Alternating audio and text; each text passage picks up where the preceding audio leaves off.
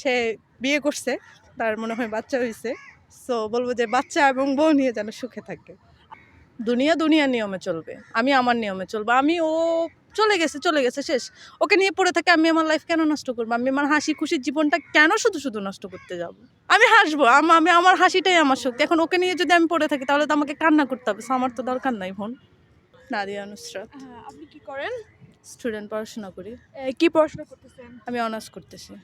আপনার প্রফেশনাল জিনিসটা জানতে চাইবো। প্রফেশনাল আমি একজন রাজনীতিবিদ। মানে রাজনীতি এখন কোন পদে আছেন?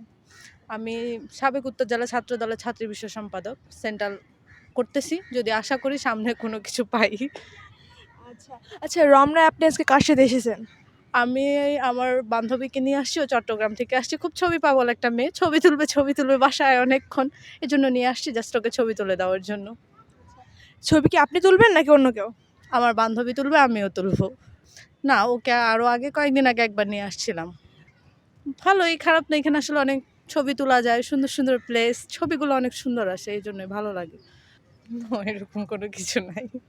না, এরকম কোনো কিছুই ঘটে নাই। নরমালি জাস্ট এসে ছবি তুলতেছিলাম। ওর সাথে আমার ১ম দেখা জুলাই আন্দোলনের সময়। এটাও খুব ইন্টারেস্টিং। জুলাইয়ের সময় আমরা একসাথে আন্দোলন করছি এবং কি ওখান থেকে ও পূর্ব পরিচিত ছাত্রদল করে, কিন্তু হচ্ছে যে মুখ চিনা আরকি। আমি ওকে কখনো কথা বলিনি, কিন্তু আন্দোলনের সময় একসাথে কাঁধে কাঁধ মিলিয়ে আন্দোলন করছি। ওখান থেকেই এখনো পর্যন্ত একসাথেই আছি।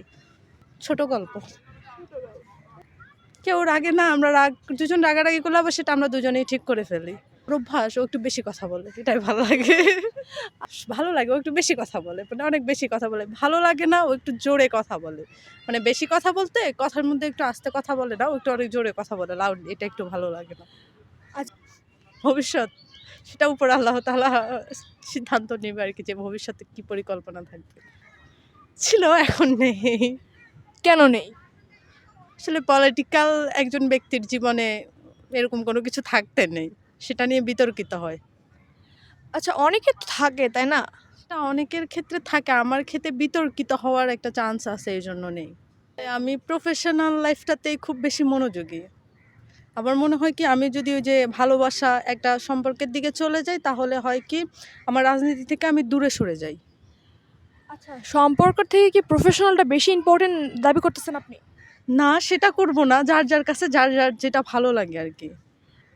এতটুকুই বলব যে আমার প্রাক্তন একজন বেঈমান। শেষ। আর কিছুই বলতে চাই না এই বিষয়ে। আচ্ছা কি সে তার মতো চলে গেছে। আমার এই প্রফেশনাল লাইফ এর জন্যই সে চলে গেছে। না, তার পছন্দ ছিল না বিধায় সে চলে গেছে।